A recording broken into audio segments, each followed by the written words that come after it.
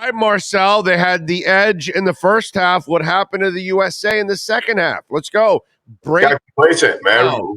We're not a team that attacks. We don't have the forwards. We don't have the goal scorers anymore. You know, there's no Clint Dempsey, Landon Donovan, even Josie Altidore on this team. Pulisic is more of a creator than a finisher, and you saw him set Tim Weah up for that first goal. It was impressive run, great finish. That was beautiful. Great finish, but they don't have that finisher yet. They don't have that finisher. And then as for the women, man, the dream team is cycling out. You know, Alex Morgan is still there, Christine Press is still there, but you know, it's a young team as we're kind of. And by the way, they were super youngins on the dominant force when they were like. That's why it was so long. The domination lasted so long because they were young, but you know, we're gonna be okay. Women, they're gonna be okay. Men, yeah, but the men, bro. Let me tell you something. I've been watching it a lot longer than you because I'm an old fart. Dude, that was the best half they've ever played, ever. Okay, and to this day, I still say the early '90s teams are the best USA teams we still have ever had. More complete teams we've ever had defensively, midfield. Claudio Reyna still is our best midfielder that we've ever had. We have Brian McBride who can play in the air, something we really haven't replaced, you know, overall in the box. But that half yesterday, I want you to know, Marcel, that's the greatest first half a USA team has ever played. And to go from that to then just go completely MIA in the second half, man, that pissed me off. And then that stupid penalty. God bless. You know. Yeah, it's brutal now. It's brutal now. That was a team that we really had to beat. That was a team we really had to beat because you're considering, you know, England is going to wipe us up on Monday. That was a team you needed points against. Now you have to beat Iran. So, like, no excuse, no room, no wiggle room. You have to beat Iran. And honestly, you might have to just get points, period, against England. I'm not saying you got to beat England, but now you might have to draw. I don't know if they can afford a loss right now. That was it was a blown opportunity to really strengthen our bid to move out of the group stage. That was the team we really needed to beat, man. That's the team we really needed to beat there, and it was a gut punch. It was a gut punch, yep. But hey, could be worse. Could be Argentina right now. So. Yeah. But the thing is, with Argentina, at least you have the hope that you're going to come back and win the next couple and get in and all that stuff and move on. You know, you know, with the USA, you have zero room for error. And yesterday, you just put yourself in a corner and made life a little harder for you this time around. So yeah, it's rough, dude. Rough. All right, let's get to a little Dolphins talk. First of all, the Byron Jones thing. What's your gut telling you now that you get again no update yesterday from the coach? Like I've been saying this entire time, if you haven't heard, if we haven't reported that Byron is coming back, then add 3 weeks to the possibility of his return. So if he's not back now in week 11, 12, 13, 14 is maybe the soonest that I think he'd even be activated, because he's got to be activated. He's got to practice. He's got to acclimate, and then he's going to eventually have to play. It is, again, shaping up to be a lost season. I actually haven't seen Byron Jones around the facility, and it's been kind of a while now that I actually think about it. I'm not in locker room every single day of the week. I'm not in there every hour of every day of the week. He could be getting treatment. He could be, you know, here, there, anywhere when media is in locker room. I hear he's not there every day. But I have not seen him. I have personally not seen him in quite some time. There was a time we saw him and he'd have a sleeve on his leg, and you would think, okay, like, He's got to be getting there. He's closer, but this is it's not. It's just not happening. I don't think he plays this year. And once again, the three things that I keep talking about: how to lose a job in the NFL, somebody behind you, younger, productive, and cheap. Kader Gohu is all three in spades right now. He's outplaying his expectation at outside corner opposite Xavier Howard. He's a hell of a lot cheaper than $16 million, $17 million a year. It is at a very realistic point that Byron Jones is cut this offseason. Oh, yeah. No matter when, beside whether it's before June 1st or after, you're going to have to eat, if you're Miami, you're going to have to eat about 11 or so million dollars in dead cap, no matter what. It's not going anywhere. You cut him before June 1st, you eat all of that dead cap in 2023, and then you wipe your hands with it after June 1st if he's moved. You do about half of it in 23, the other half in 2024, but it saves you $11 million in 2023. So it's something, especially for a team that is above the salary cap right now and is going to have to shed salary right now. He is the most obvious candidate to do so. And it's not even that he was a bad player when he's healthy. It's that, what they say the best ability is? Availability. You're not available. You're very expensive. And we just found somebody cheaper, younger, who's as productive, if not more, and maybe even has a higher ceiling here. I don't personally see it. And it's, again, it's nothing against Byron. I'm not doing that from a place of emotion or anger at him or disrespect. It's from a business standpoint. It just doesn't make sense to keep a $16 million hit on the record as you're inching closer to having to pay Tua. And you got all these other big contracts coming on the books. You got Tyreek, you got Teron, and you're gonna have to pay Christian. So it just doesn't make sense. It doesn't add up right now. I would be at this point surprised if he's on the roster by training camp 2023. Or maybe even, at least regular season. Who knows what happens in training camp? But I would be surprised to see him. By the way, Edge Energy Drink is the finest energy drink on the planet. I promise you can't get it in a store. You got to go to myedgedrink.com, get it delivered to your home, get it delivered to your office. Use our code Big O, get 10% off. It is delicious, smooth, and has zero aftertaste. And only 78 calories, man. Try it. It's a great elixir. Mix it with the vodka, and you are going to love it. I mix it with my Grey Goose, and it is out of this world. The finest energy drink on the planet. Delicious, smooth, and zero aftertaste. myedgedrink.com. All right. This week, anything on Austin Jackson? What do we know about Austin Jackson? Saw him in the locker room yesterday. I think they're at a point right now where it is hard to fix what ain't broke, if that makes sense. This offensive line, Tua might as well have worn the same jersey for the past 3 weeks, just with a little bit of Febreze sprayed on it, because the thing ain't dirty. It's not, no stains, no grass, no turf pellets on it, because he hasn't been touched. It's been a beautiful offensive line performance from the offensive line. So I'm not sure that they just I'll admit, a few weeks ago, I thought, slide him in at left guard. Might as well. Eichenberg's out for a while.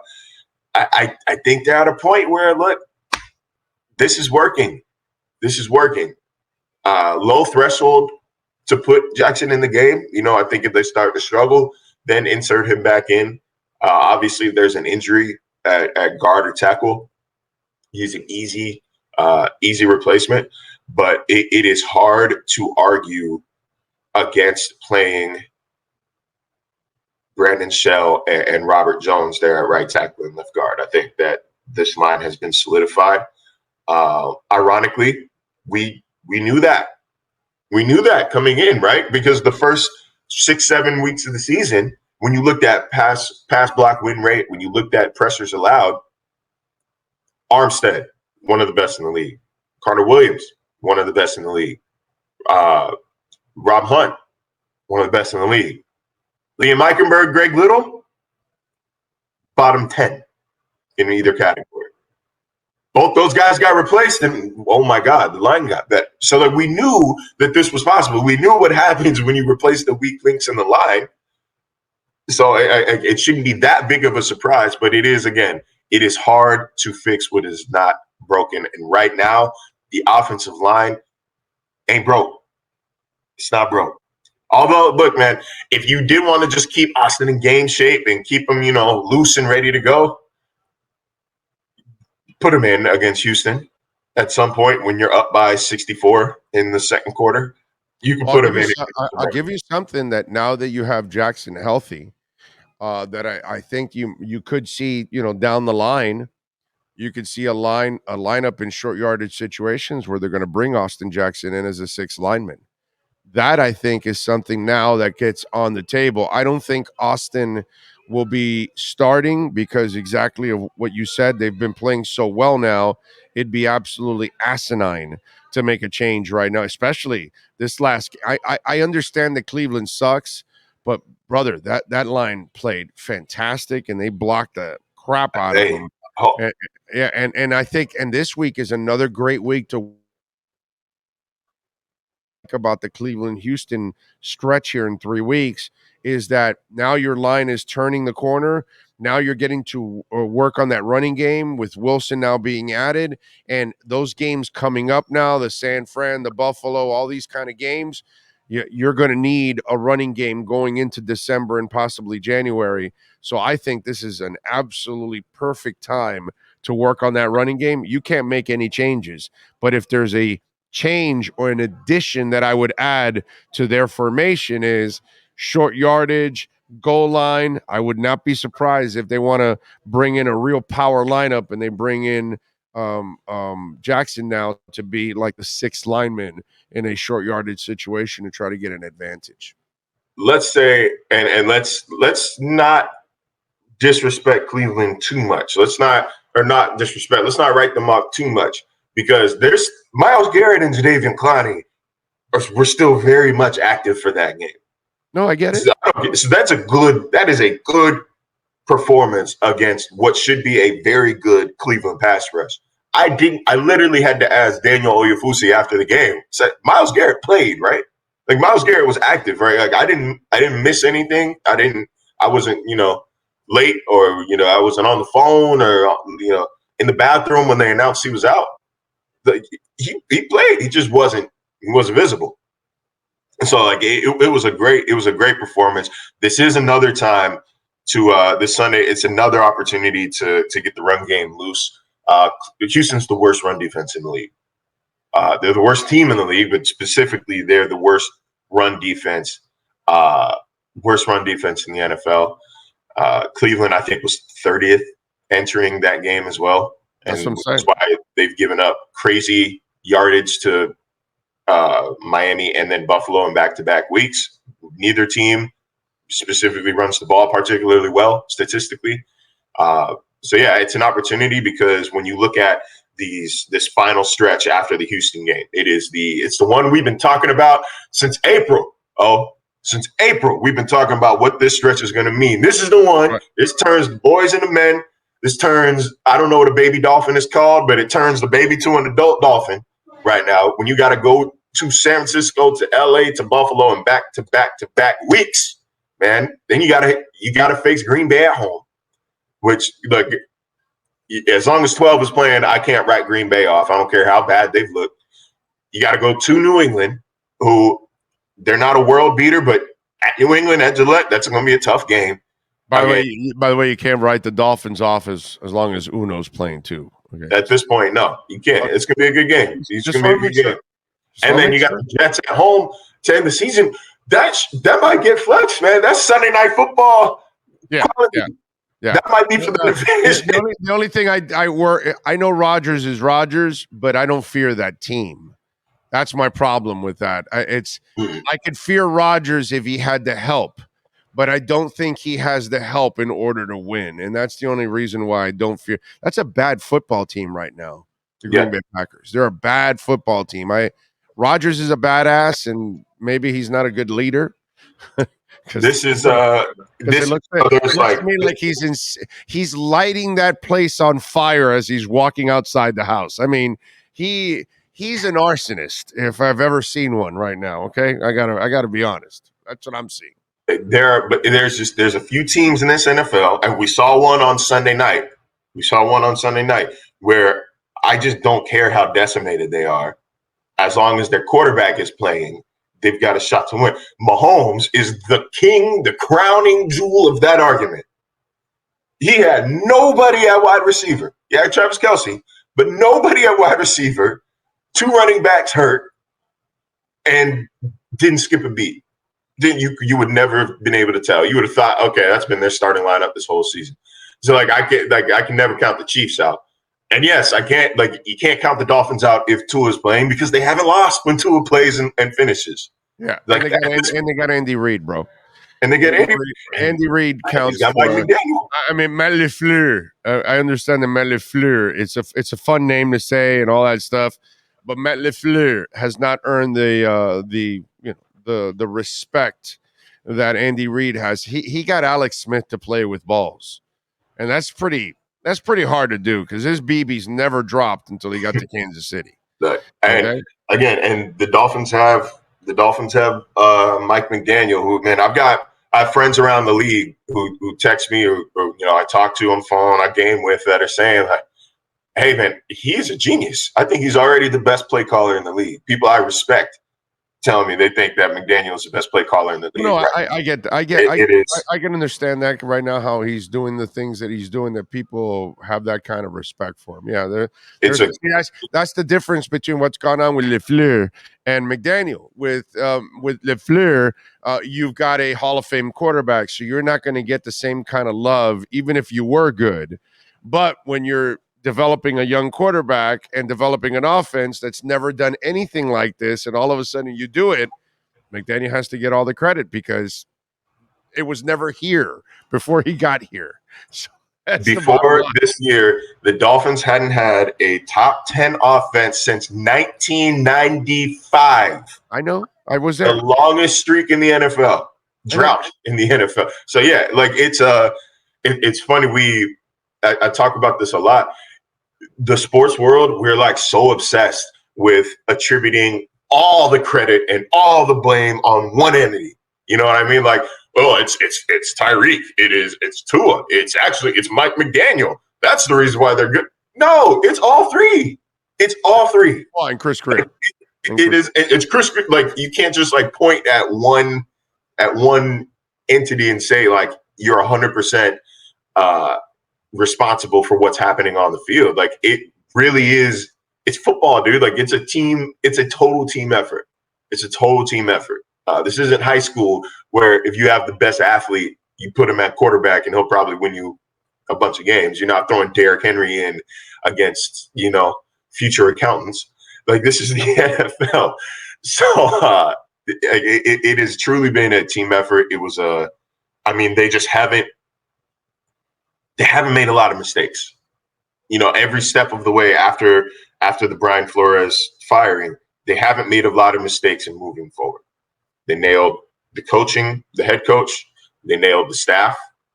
I think it's still don't write off the decision to retain Josh Boyer yet, because the defense had to undergo a philosophical change. He's done a marvelous job, bro. And I think that I think you're going to see him pick up. I think you're going to see it pick up. He was working with the skeleton crew a little bit there on defense. No, not only that, dude, he's also had to change the philosophy. He lost his corner, and then his number one is injured. So he's got to play zone now more than he ever has. That secondary is always the strength, right? The secondary, it makes it so you don't need elite pass rushers. You just need guys that can create a little bit of pressure, a little bit of havoc. And you got ball hawks when a quarterback has to make a tight window throw that he wasn't ready for, a decision that he wasn't ready for. It kind of flips it all on its head now. Like you still obviously you have Holland, you have Kader Cole, who's been excellent so far, but now the strength in this team is in that front seven. And now you do things, you overload, you do an excess. Like I've been asking them for a couple of weeks about the practice of putting Phillips, Chubb, and Ingram on the field at the same time. And I asked Chubb, what do you see from an offense when all three of you are on the field? He said, chaos. He said, chaos. O-line, oh, hey, here, right here. This guy coming this way. God, like all of a sudden you're creating a little bit of panic. And as McDaniel told me yesterday, if you make an offense hesitate even a little bit, you make a team hesitate even a little bit, as long as you know what you're doing and you know your assignment and you hit your marks, that's all the advantage that you need at this level. And he said something else that I really love. He said defenses are usually reactionary. They react to what an offense is doing. When they put those three guys on the field at the same time, they're setting the tone. They want the offense to react to them. That's what I loved on both sides of the ball from the Dolphins this season. We talked about it after last game, what Tua's been able to do. He's not reacting to a defense. Defense is reacting to him. He's not playing against a defense. The defense is playing against him. And that's the kind of attitude we've seen from the Dolphins on either side of the ball this season. I think that's been one of maybe the biggest philosophical, mental changes, foundational changes from last year to this year, is they are setting the damn tone. Jason Sanders, I thought it was really cool that he did not dance around the issues, and he took responsibility when he just let me get the exact quote, just not getting the job done, really. And so at least there wasn't any pointing fingers, or isn't any excuse making or anything like that. I thought that's a good thing. I know you guys asked him about the confidence, and he says, "No, I'm still confident." And if you lose that, you're definitely done. So you just wonder about that now that he's aware of that. But has it really affected his confidence? Is the question. Your thoughts on the Jason Sanders situation, and are you surprised that after the bye week there isn't anyone else on the roster? Maybe a little bit, but I understand it's kind of a delicate situation. Like on one side, this is the NFL, it's a business, it's about winning, and if you are hurting your team's chances at winning, most teams aren't going to think twice about your feelings and your confidence. They're going to get somebody in there who can. But also at this point, like the kicker, it's such a mentally heavy position, that you don't want to, I guess maybe you don't want to risk igniting a powder keg situation by bringing in somebody else and letting them know, hey, you're on thin ice. I think that's not really McDaniel's style. I think he's more of a supportive kind of guy, that he's going to move on if that's his last resort. You know what I mean? Like he will move on if he absolutely has to.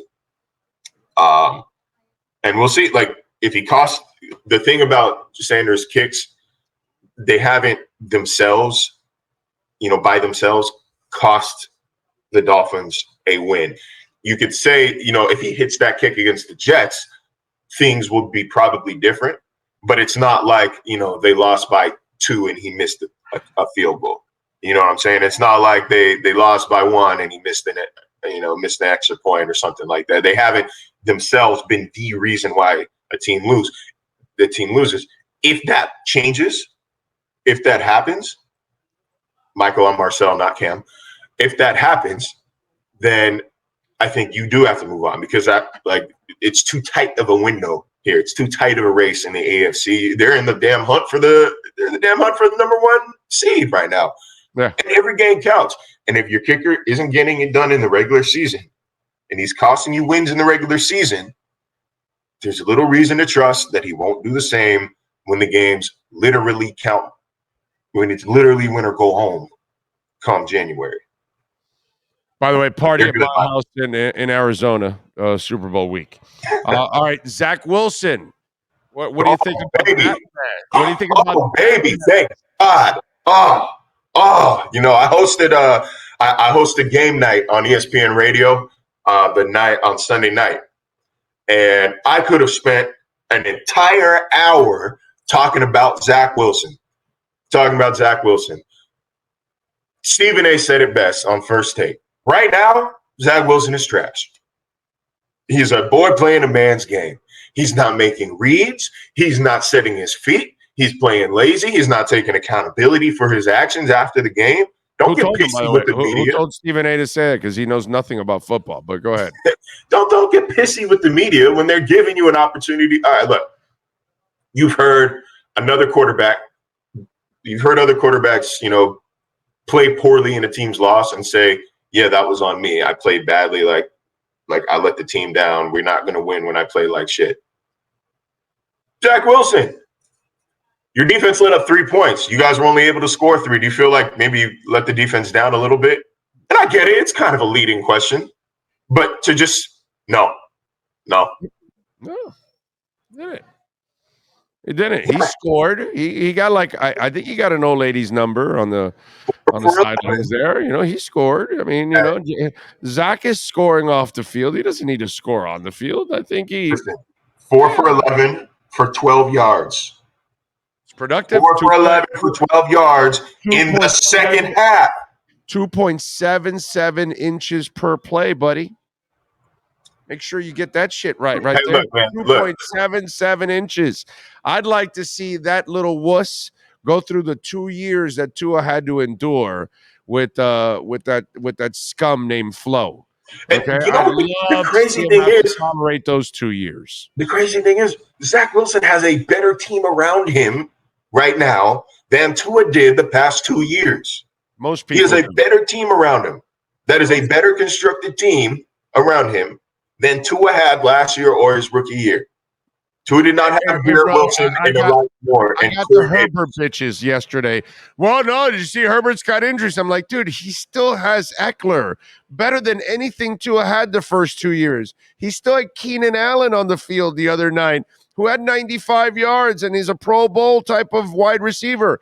And the Palmer kid had over 100 yards. He doesn't look like he's a bad receiver. He looks like he's a pretty good, pick for them. So he does have some talent out there. Don't tell me that he doesn't have any talent. Yeah, he's had the better running back than Tua has had for 3 straight years. Because Austin Eckler, I did not realize this. Did you see that stat on Sunday night? That Austin Eckler over the last 3 years has more touchdowns than any other running back? I was like, what? No, he is. I think people, because he's so good in fantasy, he's so good in fantasy that people maybe write him off in real life. Austin Eckler is one of the most effective running backs in the NFL right now. He's one of the biggest guards. Yeah, but did you know that stat on Sunday night when they put it out? Did you really know that he had the most touchdowns since 2019, I believe it was? I think if you gave me, that's stupid. I think if you gave me 3 guesses, I'd probably get it. If you gave me 3 guesses, I would probably get it. I would guess Derrick Henry up there, and I think Eckler would probably be my second guess if it wasn't Henry. The kid from Philly was pretty good the last few years. No, Miles Sanders didn't score. He didn't score any touchdowns in 2020. I think. Oh, he had injuries, right? No, it just didn't score. It was like a whole running joke because he made some comment about his fantasy performance or something like that. So I think of the running backs Christian, but he's always injured too. Yeah, McCaffrey's always been hurt. Kamara, Chubb. I would have put Chubb. So there. Henry Chubb. I just want to put Eckler there. Maybe I'm thinking my 3 guesses. I'm trying to think of guys that I would have certainly put. Henry and Chubb for sure would have put as I'm thinking about it. Kamara's had some injuries, right? So the last couple of years, I think I would have guessed Austin Eckler. Man, like I said, in those top 3, I don't want to act like LeBron here, like saying, I knew it the whole time. I knew everything. I'm not trying to cap, but like realistically. The Giants kid has also been injured. You're actually, now that I think about it, you're right. You might have to come to Eckler when you think about the last, but again, it's a great stat. I had no idea. My thing with Justin Herbert here is like, Yeah, he is more physically talented than Tua. And like, guys, hear me out here because you know my stance on this. He is more physically talented than Tua. There's a lot of people that are more physically talented than Tua, but lots of people are more talented than Joe Montana. Physical talent does not equate to playing the position better. And right now, Tua is playing the position better than Justin Herbert is. I don't think it's particularly debatable. Like, I think that's where the hang up is. Like, both things can be true. Justin Herbert can have a bigger arm. He can be more athletic. He can be more physically talented. He is. Jamarcus Russell was more physically talented than Tua Tagovailoa. That doesn't mean he's a better quarterback. Tua is Ryan Leaf was more gifted. Vince Young was more gifted. I can come up with a crap ton of quarterbacks that were more gifted. Doesn't mean that they're real See, the Zach Wilson one I always love. Well, his workout and how he threw them, and it's like, so stupid. It's like the stupidest thing in the world. So really, we're gonna go off of somebody's workout, competing against air. I mean, he throwing against his body, against again, no defense to a receiver down the field. Yeah, that makes him the number 2 pick in the. No, I thought it was ridiculous. I thought Fields should have been the number 2 pick. Although I don't know how. Well, look at his body of work. Why would Justin Fields fall in the draft? Only because, But whatever. It's bottom line is no, because you can't go off resume. If you go off resume, he's supposed to go. He's supposed to go number 2. My thing with Justin Fields is that the Clemson game didn't impress you. Like the kid takes a shot and then comes back and throws a touchdown right on your head. That's like watching Miguel Cabrera. Roger Clemens throws at his head and Miguel goes, "Oh, really? Okay, the next one, buddy." And he deposits it in right field, opposite shot. That's the equivalent of what Justin Fields did in that Clemson game.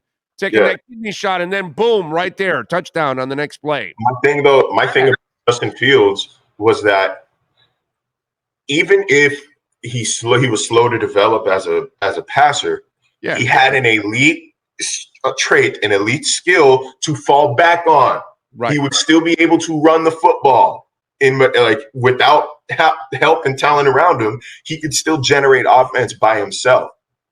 Well, here's my thing I like about Justin Fields. I'll top what you just said to piggyback on top of what you said. The other thing I like about Justin Fields is character. So I know, unlike Jamarcus Russell, unlike Ryan Leaf, unlike a slew of other quarterbacks, I know that he's going to work to fix himself and become a passer. He's going to try at least. You know what I mean?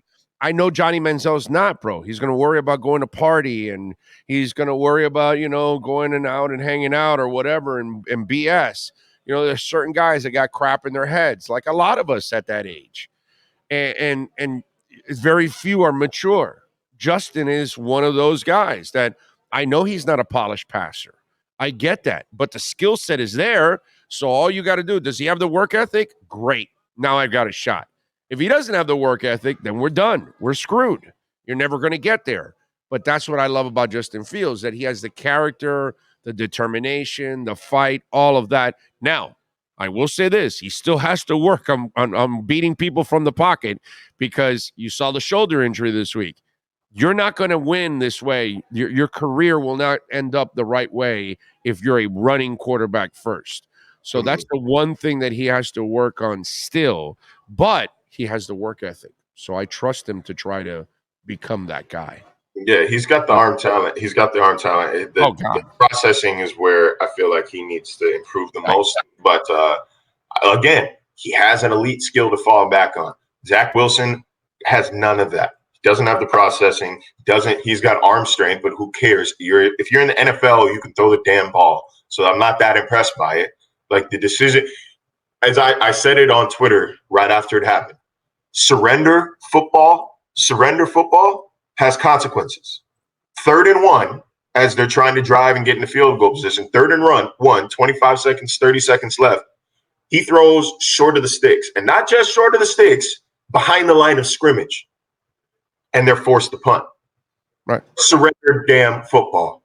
Cowardly football. Yeah. You're telling me nothing was open downfield? There's no chance, no shot you could have taken? You couldn't run it yourself? You're going to throw it behind the line of script? That's got to be frustrating. So frustrating for the coaching staff. As Dan Orlovsky put it, does Zach Wilson know the offense?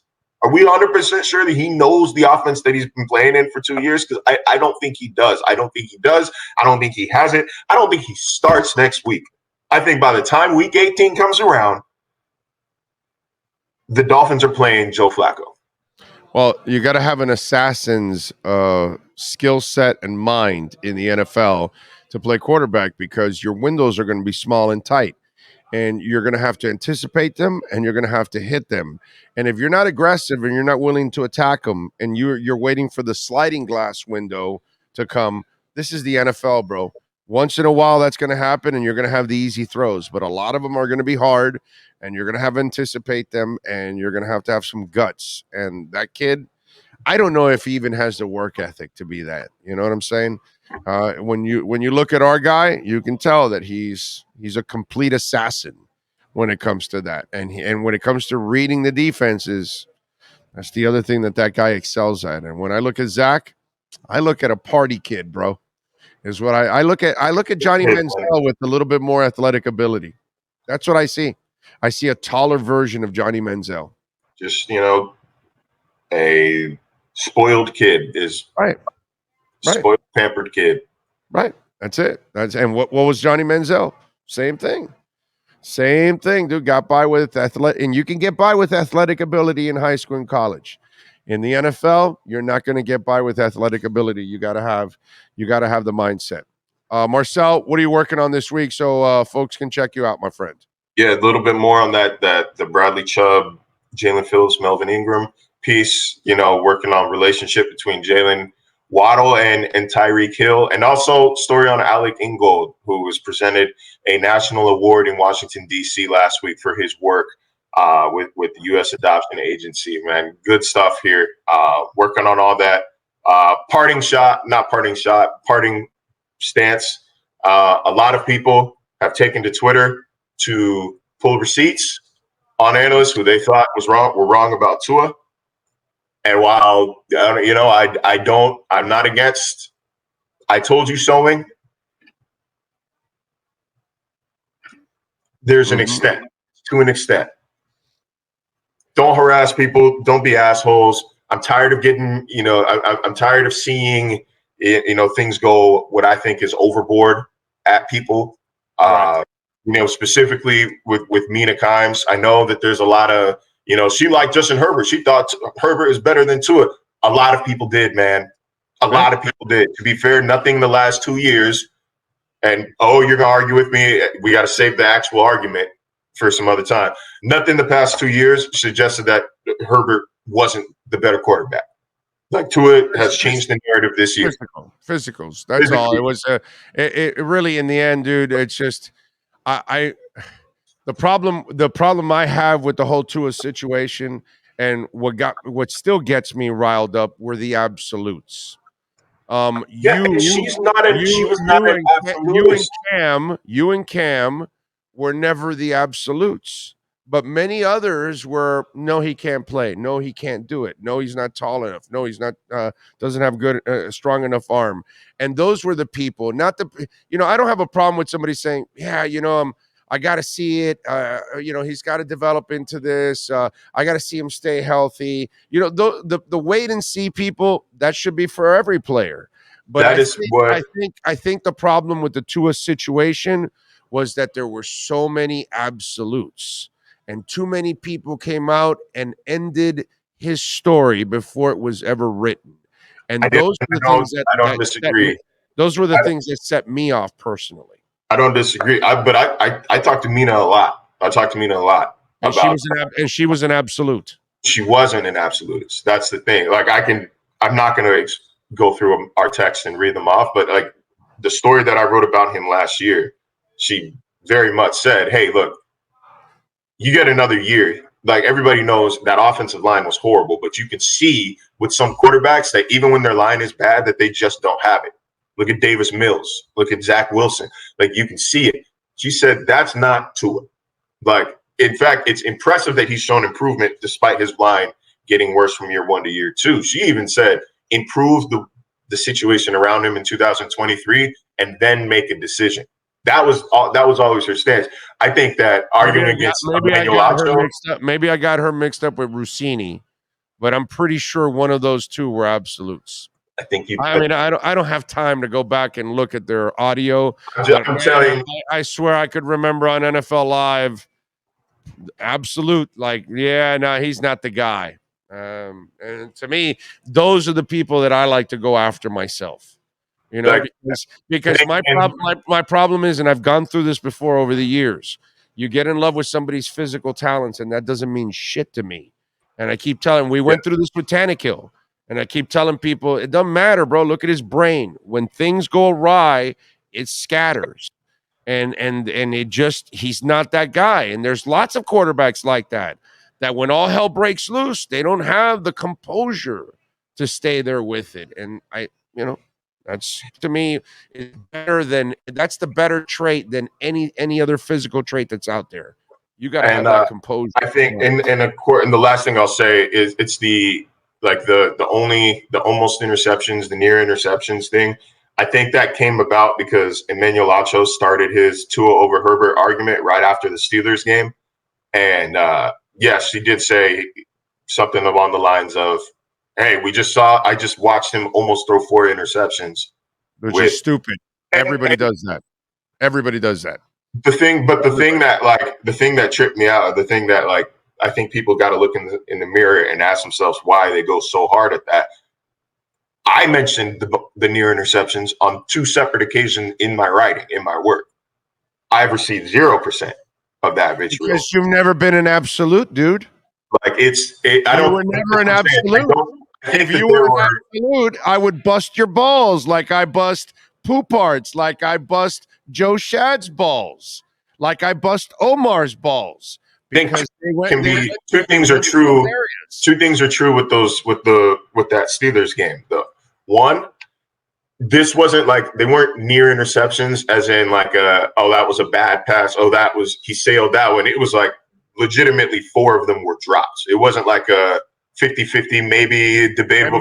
And it means nothing more so. But 2, let me finish. But 2, that was his first real game action in like 3 weeks. That was his first real live action in 3 weeks. The timing was off. And that was the reason for it. Wasn't necessarily bad decision as it was, these were bad. The chemistry's got to be rebuilt. And that is what I ultimately wrote. But either way, guys, like it's never an absolute. Ever. I'm not an absolutist. But what I am saying, again, I got to go because I know my mom's got to go to the airport. Go ahead. Just enjoy the ride at this point. Like, don't be that bus full of fans destroying a town on your way to Arizona. Like, get your I told you so off, and then keep it pushing and focus on what your quarterback and what your team has been able to accomplish and been able to do. So let me ask you something. The people that are going after it, they had to hear all the negative shit about Tua for 2 years now. So for 2 months now, they're having fun, and you want them to calm down? It's not a fair thing, bro.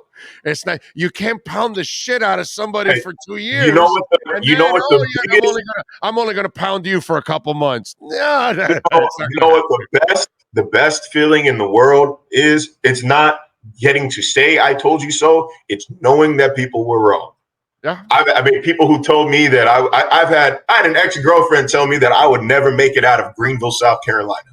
Look at that. I don't go find her and not say, hey, I thought you were wrong about this. I just know that anytime you're in an office and they're playing ESPN, you have seen me on television. That's it. You know that you're wrong. I don't need to remind you.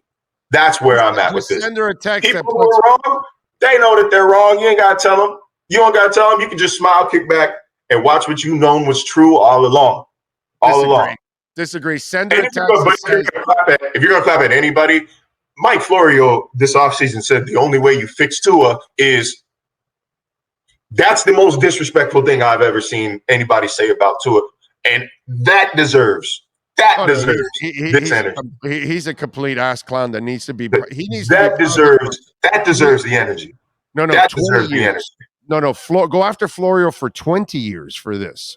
The way he acted with Tua. By the way, send that ex-girlfriend a text that says dot, and that's it. That's all you got to do, bro. My TikTok account a couple weeks ago told me that she viewed my profile, she viewed my page, so she knows what the deal is. I ain't got to tell her. I don't got to rub that in. I just got to keep living my life and enjoying what I always knew was going to be true. Give me her name. I'll send her a text. Breaking news: Marcel's with ESPN. I will not. But all right, man, I got to dip. Mom's got a flight to catch. But good talk, safe travels to mom. And she's one hell of a mother raising you, bro. Great job. I'll let her know. Great job, mom. Safe travels. All right, y'all. See you Sunday. You got it, baby. Be good. There you go. The great Marcel Louis Jacques. And you want the great energy drink? You go to myedgedrink.com. Order it. Save 10% by using our code Big O. Now you have the edge.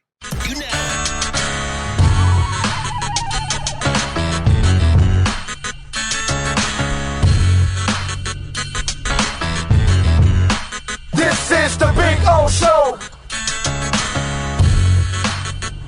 This is the Big O Show.